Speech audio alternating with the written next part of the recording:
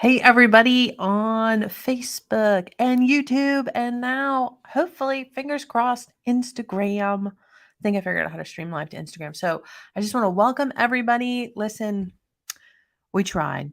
We tried to do at least one broadcast today this year.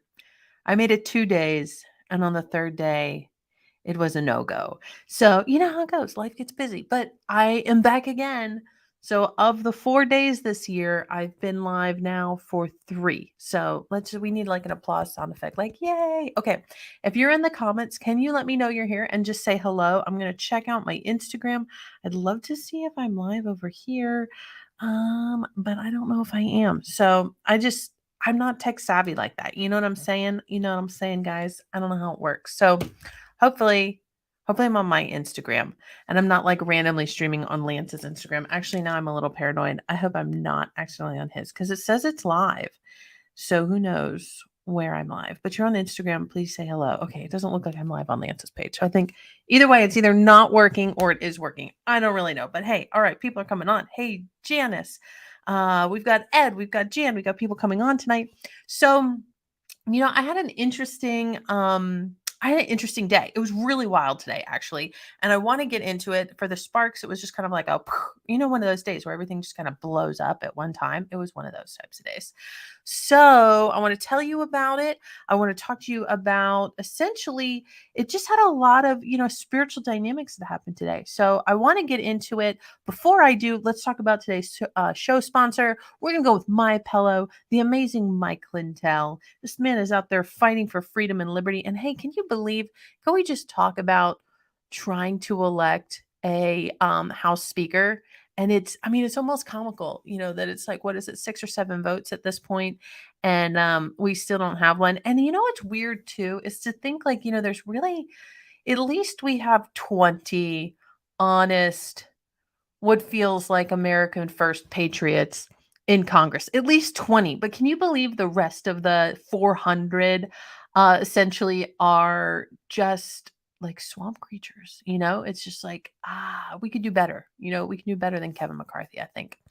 So it's just fascinating to see. But all that to say, it's going to be a wild day. We're going to have a wild time, but let's support amazing patriots like Mike Lindell. And if you go to mypillow.com and use the promo code VOICE, you get some amazing discounts over there. Now, listen, I know you have most of the stuff, but we help a girl out. I'm trying to make this podcast work. And by golly, I've been live, like I said, at least 3 or 4 times. So go over, grab something from Mike and use promo code VOICE. And, help out a sparks. I think it'd be important. It'd be awesome. But anyways, all that to say, let's kick the show off and get into it. All right.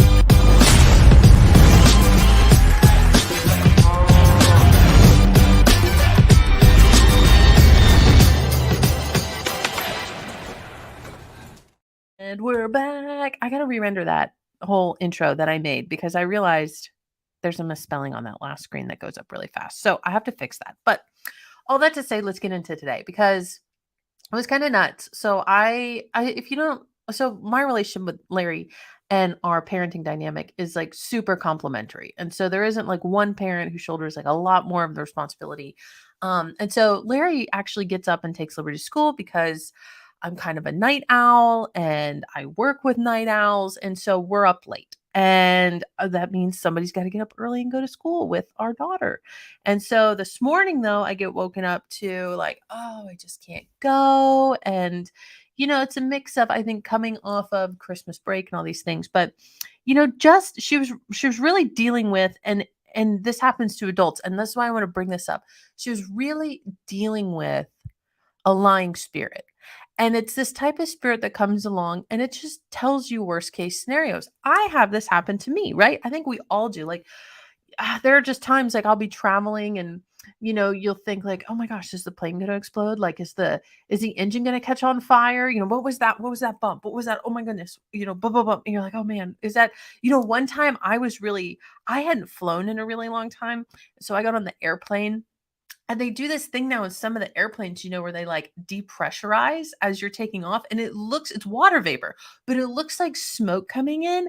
And my style of like personality is to like address things. So like I like flag the tortoise. I'm like, is this like normal? Because I'm never gonna rely on everybody else. It's like, well, everybody else seems to be okay with it, which I think most people do, but I'm like, I can't. I gotta know, is this normal?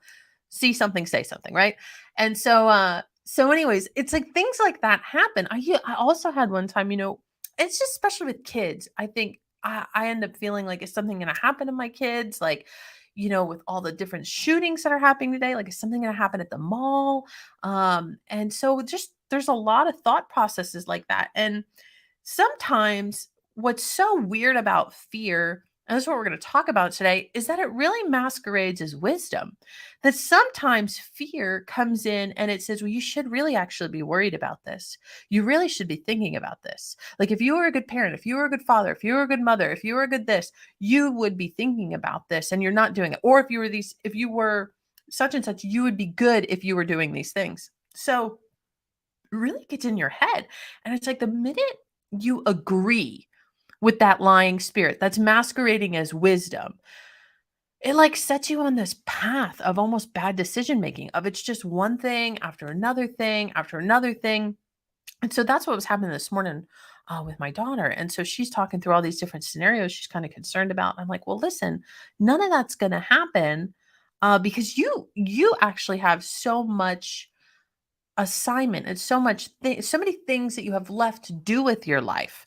Like, because it goes from that lying spirit to fear to anxiety to of essentially just fear of death. It's like a cascading waterfall of thought. And this is not, and this, what's so weird is to see your child go from being a child to now an adult, and now I'm seeing how Satan would go after me or go after Larry or any adult, and now that warfare is moving to her, at like a middle schooler age. And so it's really fascinating to actually see some of the psychology of it, but then reason through it with her. And one of the most encouraging things I was ever told, you know, was from Lance. And so he told this whole story about Kim Clement one time, about being on an airplane, and he was in this airplane, and all of a sudden there was really severe turbulence and the airplane dropped, what, I guess like 10,000 feet dramatically. And so all these people, and people are screaming, people are cussing. They all think they're going to die. And Lance tells me the story that Kim jumps out of his seat and stands in the aisle and starts screaming out the names of countries. He's like, South Africa. And he's like, India, United Kingdom. And so he's screaming all these countries out. And then so finally, like, the plane stabilizes and everybody takes their seats again. And like the guy next to him says, I mean, what was that about? Why were you yelling countries out? And Kim had said, and Lance sums it up like this, that your greatest argument with death is your unfinished assignment.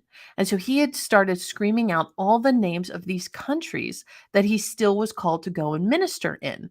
And I just thought, man, that is so profound. And so there's something really unique, I think, about silencing a spirit like that, that's trying to make you feel anxious, make you feel worried. Even like with medical things, it's like, well, if you were, you should go and get tested. Maybe that lump is this, or maybe that's that, and then like just you turn on it, and it's this weird thing where it masquerades as wisdom. And you know, but when it comes to silencing it, I found that that is one of the quickest and most efficient ways. Is the prophetic mandate that I still have on my life. And so I was talking to my daughter about that this morning, and I said, listen, you have so many prophetic words. I mean, you have some amazing prophetic words, that you have a performance gift that's supposed to be shared with the world. You are supposed to be an amazing animator, and she's a drawer, and she constantly practiced with that stuff. And so I start going through things with her like that. And then it's like, okay, and I can see the fog clearing. We're not in anxiety mode, we're not in panic mode anymore. We're in like, okay, rational mode. But what's also weird about, once you make agreement with a spirit like this, it sounds rational all the time. And so then it just cascades to the next thing, and she's talking about, oh, I don't want to go into too much detail, but basically just kind of talking about being authentically her. Like, how can I be authentically me, at a time like in middle school where you're in, and in early high school, you're very you're really judged. I mean, people are constantly looking, and you're being scrutinized. Do you fit in with everybody? Do you look like everybody?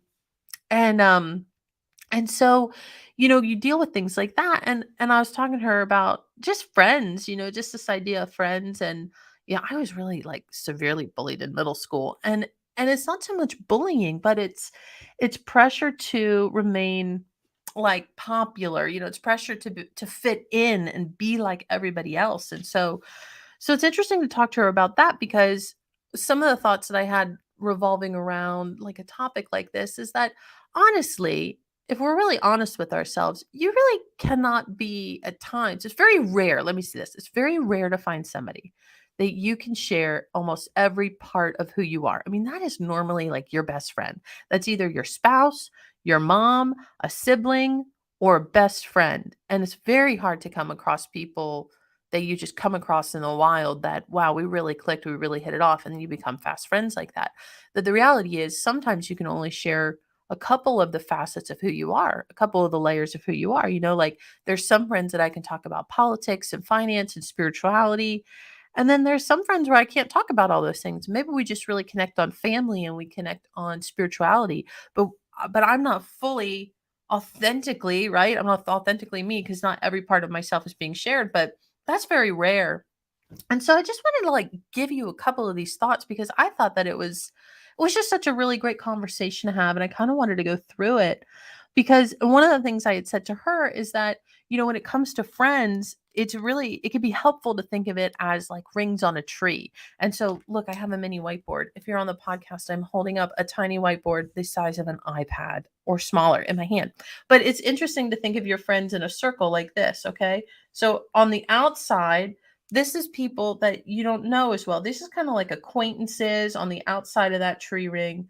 Then on the inside, these are friends that maybe you hang out with, a couple times a month. And these are the people you might have two or three things in common, but hey, it's a good time and they're funny. But then the people really here in the middle of this circle, you can have a couple of different layers. This is my heart I was trying to draw. You can have a couple different layers here. But these people, I mean, that's normally your family, that's your spouse, that's going to be your best friend. So it's important to view people and friends like that, of how close is this person to me. And you cannot be best friends with everybody, and we shouldn't feel pressure that we put on ourselves to do that. And so, other really neat things that kind of factor into a conversation like this is that, my daughter, she's, if you ever done disc, she's like an I. And so I'm a D. I'm like a results type of a person. And Larry is an SC. So Larry's highly relational. Larry's like your statesman, doesn't really ever say anything wrong and wants everybody to get along and no disunity. And I'm like kind of the complete opposite. And I was like, we got to call things out. Let's address this and da da da da. Burn that bridge. That's like me. But Liberty's different. Liberty is an I. That's my daughter's. That's her name. She's like an I. And so it's like that person that's like life of the party.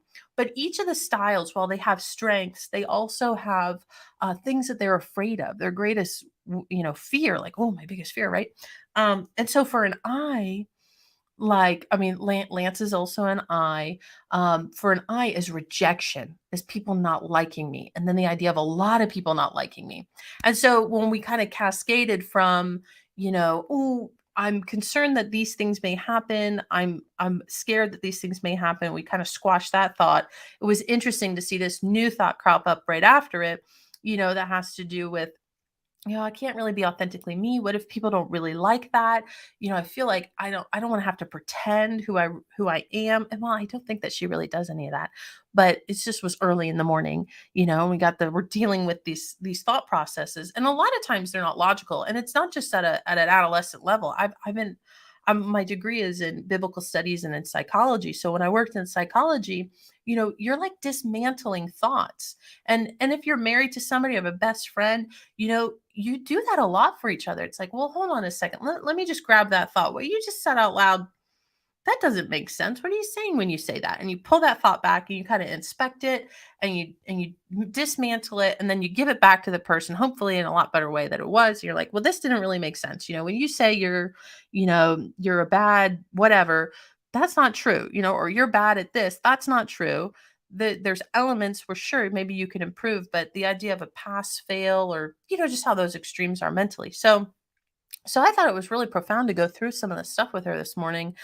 And like, so if you're a D, like me, if you have a D personality style, your biggest fear is being taken advantage of, because Ds tend to be like controlling in their situations. They have I think, a large measure of rule. They're very gifted, I think, for administration and entrepreneurialism, and really driving processes and teams forward. And so it does require a high level of control, but at the same time, your biggest concern is being taken advantage of. Like, am I just being used?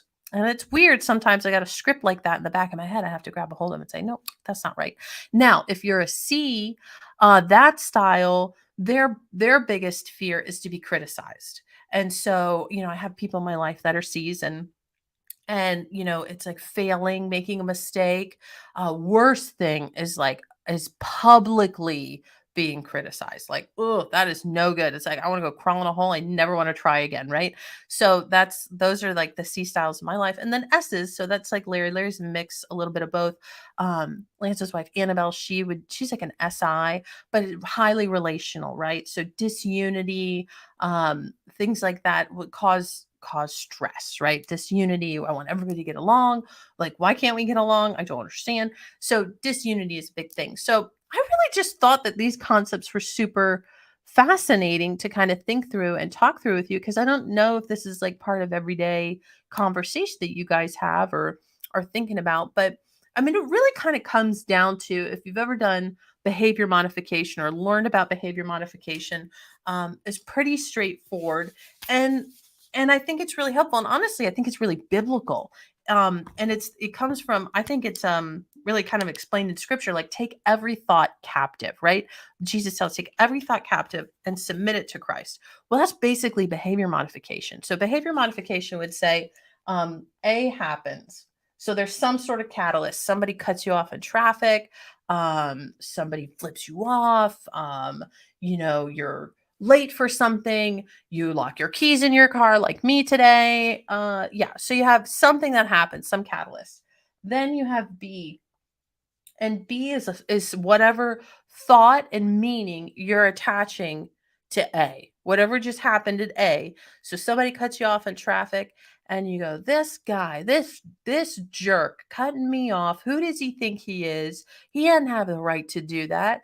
He's disrespecting me. He's putting my life at risk. How dare him? And before you know it, you had this catalyst, you had that type of a thought, and then at the end of the day, at the end of all that, you're going to have some sort of C, and this is going to be your reaction. This was your reaction based off of this happening to you. You associated meaning to it with this thought. Now you're going to react. Are you going to react with road rage? You're going to follow that guy home? You're going to get out and bang on his window? You're going to cut him off? You're going to go up and sideswipe him? I mean, there's all sorts. This is real life. This is really what happens to people. Okay. But watch what happens if we change the meaning of A. So somebody cuts you off in traffic, right? And instead of thinking, how dare you cut me off in traffic? You know what? You could reframe it and you could say, maybe they have a medical emergency and they really need to get to the hospital right now. I'm going to let them go ahead and go in front of me. And I know it sounds silly, but a quick reframe like that really changes your reaction. In fact, you're like, you know what? You go ahead. I don't know what you've got going on in your life right now, but maybe someone they love is there's something wrong with them. Maybe they're late to work, and man, we've all been there. So the way that you reframe the things that happen to you alter what your reaction's going to be. And so that is basic behavior modification. And so these are the things, right? So when things happen to you and people are rude to you, when you have a stressful situation come up, like today, like when I locked my keys in my car, I went to go get my hair done, and I was on the phone when I was going to get my hair done, and I just quickly like locked all my doors manually, and then I went to have my hair curled, and I come out and I realized, oh, those are my keys in the cup holder right there. And so I'm totally locked out. So I don't even have a spare set. That's how like crazy this situation is. So I have to call a locksmith. That's 45 minutes. I like completely miss the recordings today. And I just thought, okay, then you know what? It must be that I'm not supposed to be on those broadcasts. And that's okay. There's probably something really anointed that Lance is going to share that had I been there, maybe I would have inhibited that. Maybe, just me being there wouldn't have made that possible. And so I reframe it. Instead of getting mad, I'm like, you know what? There's a Starbucks right there. I'm going to go over there, grab a cup of coffee. I'm going to work on my phone. And sure enough, that's exactly what I did. But it's those types of moments and the reframing that you do in that situation when difficult things happen to you, it makes all the difference in the world because losing it, right? Like getting angry and giving up all that emotion, it really only damages us. It really only makes my day miserable. And so or it could make other people's days miserable because some people have the propensity, man, when you're a rain cloud, you're not just raining on you, you're raining on everybody. And so that's not fun for the other people in your life. And so, yeah, so I end up thinking it's really biblical that we are called to take every thought captive. I think it also goes into things like, well, and I didn't say this earlier too, about some of these thoughts when it comes to a lying spirit. And that's one of the other things we talked about, my daughter and I, that you have to be careful a couple of things. You might have opened a door. Okay. So maybe you're watching something, maybe you're consuming some sort of content either through your ear gates or your eye gates, and maybe you opened a door to something. And it's hard sometimes to even catch it all. Sometimes you're just watching like a Hulu or something, and like during Halloween time, these like really gory graphic things come on the television and they're commercials. And I'm like, oh, I can't even like shut that. I don't even want to look at that. Oh, I gotta pop up here. I'm like, I don't even want to look at that. And it's hard. And then all of a sudden it's like, oh, you got thoughts about being murdered. Like I used to watch way back in the day, like CSI and Special Victims Unit. And before you know, I used to think I was going to get abducted and raped. And I'm like, well, maybe I shouldn't be watching this material. Maybe me watching this is giving license to a spirit of anxiety to come into my heart and into my mind. And they don't come just like one at a time. And that's why I said today to my daughter, I was like, they're like 3 or 4 buddies that hang out. The minute you open that door and you agree with the lying spirit, then all of a sudden now you're dealing with fear. And fear doesn't just come by himself. It's like one just wedges his foot in the door and then it's like, come on, guys. And so you've got fear, you got anxiety, and now you're dealing with a spirit of death. And it's like you're worried you're going to die. You're worried your loved ones are going to die. And it can be overwhelming. And so that's how these things work. Medical issues, that's how these things work. And the devil wants to get in there and rob you of that peace and rob you of that joy and rob you of thanksgiving. That's what he's looking to do. And so we can't yield that ground to him. And some of the ways that I'm trying to say he gets in is through television, is through music, is through what you're watching and what you're listening to. Now, that's not always the case. Sometimes it just comes out of the blue. And then I'm going to put this third scenario in, which happens to me from time to time, that I will pick up on what's on other people. And that's a really weird lesson to learn that you're either in an area, like I have a whole story about Prague that we tell in the in God's Chaos Candidate, where we're in Prague and I was there with Carl, Lance's son, and I was with Lance, and they were both speaking at this event. And I was staying at a hotel across like the street from where the event was. And man, I just really was dealing with like depression, thoughts of suicide. And I never think about stuff like that to the point where like they had these beautiful big bay windows in this like little apartment thing. And it was like, open those windows and throw yourself out of those windows. And I was like, what the heck is this? I never deal with this. And then like I'd be walking and they have like these little trains that run in the street. And it's like, step in front of that train. I'm like, no, I'm not. What? Like, it's just sometimes you just hear it. It just hits you. It's not you. It's not like it's just you something I've been watching, like all this it's intrusive thoughts at times. And I'm like praying through it. I'm trying to figure out what it is. I'm like, is it me? Am I PMSing? What's going on? Is that it? But it wasn't like one day. It was like 2 days. So I had 2 days of just this heavy assault on just intrusive thoughts that are harmful in nature. And I know it's not me, But I'm sitting there thinking like, gosh, this is so weird. So I left. I literally left. And I was just emotionally, when that happens, like for me, it's like, well, especially with women, when you get overwhelmed, you'll cry. Like we don't necessarily get angry, we start to cry. And so I'm like, you could say one thing to me and I'm like, why would you have said that to me? And so I'm like, I need to go and take care of this. So I go back to the hotel room and I just start praying. And I don't know what to do, but I just start praying in the spirit. And I'm like, Lord, we're going to take care of this. Whatever this is, we're going to pray through this. And so we're praying. I'm praying, the Lord's listening. And all of a sudden, the Lord says, look up the suicide rate in the Czech Republic. And so I looked it up. It's one of the highest countries in Eastern Europe with suicide. And so the Lord says, I want you to open up the windows over this city. I want you to declare over it 7 times. You shall live and not die. You shall live and not die. You shall live and not die. So I open the windows up. I start praying and I declare it 7 times. And then whatever this was broke. Like whatever was bothering me broke off of me. And I was like me again. I didn't have these intrusive thoughts and all of a sudden just broke off. Okay. Now, fast forward to the next day, and we're doing a tour around the city. And we have this great tour guide named David. And so David's walking us around in the city center, like in the city square there's a statue of John Huss, who is one of the first martyrs. And we get up to the statue and he says, now here's a statue of John Huss. And it has 4 sayings on it. And on this saying, it says, live, nation, sacred in God, you shall live and not die. And did I turned into Elaine from Seinfeld, and I pushed Lance. Lance was the only person. Oh, I hope that doesn't mess up. But Lance was the only person I had really told about this whole, because it sounds a little crazy, this whole situation. And sure enough, I end up like declaring over the city some sort of promise that God has for it, that live, nation sacred in God, you shall live and not die. And so it was just the most amazing experience. And so I want to put that in the atmosphere too, that when you deal with intrusive thoughts, it's not always you've let something in through your eye gates and your ear gates. It's not always that it's just happening, but sometimes it's a call to intercession.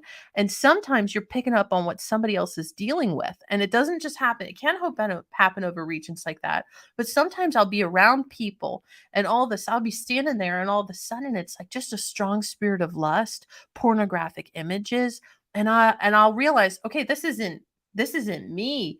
I'm around it. And there's something that this person's dealing with. No judgment at all. But now I know we got to pray into this, or fear or anxiety. I mean, I've that's happened too, where it's discernment. Discernment kicks in, and so if you find some of those things happen, I just want to let you know it could be any one of those things. So this has been like a whole mental health broadcast. I hope you really like it. And it's different. I have so many different things I can talk about. I know, I post a lot of funny memes. I really love to laugh, but I really love other things too. Like I love mental health. I love infusing that with Christianity. I love the Lord. I love politics. I love technology. There's so many different things. I love my family. And so those are all the things we're going to talk about on A Voice for Liberty. We cover a wide range of a potpourri of issues, if you will, a sheer cornucopia of topics. And so I hope you enjoyed today's broadcast. I try to keep them short. This one, we're at 28 minutes. And so this is going to be it for today. And I just want to encourage you again, please go check out Mike Lindell over at mypillow.com and pick something up, get something for yourself, maybe a loved one, maybe a friend. They've got the slippers, they have the little moccasins, they have the children's pillows, the Giza sheets. I always like when Mike does his commercials. Like if you ever catch Mike's commercial, then he interrupts his own commercial with another commercial. I think that that's so funny. It's like, I'm interrupting this commercial with an even better deal. So anyways, go over and support Mike. He could use the help. So that's it, everybody. You guys have a great rest of the day. And I'm going to come up with some way to sign off my program at some point and end it with that. So if you got an idea of how I should end these, give me a saying that you think for A Voice for Liberty, like use your voice for liberty. I don't know, something like that. That's what I'm thinking.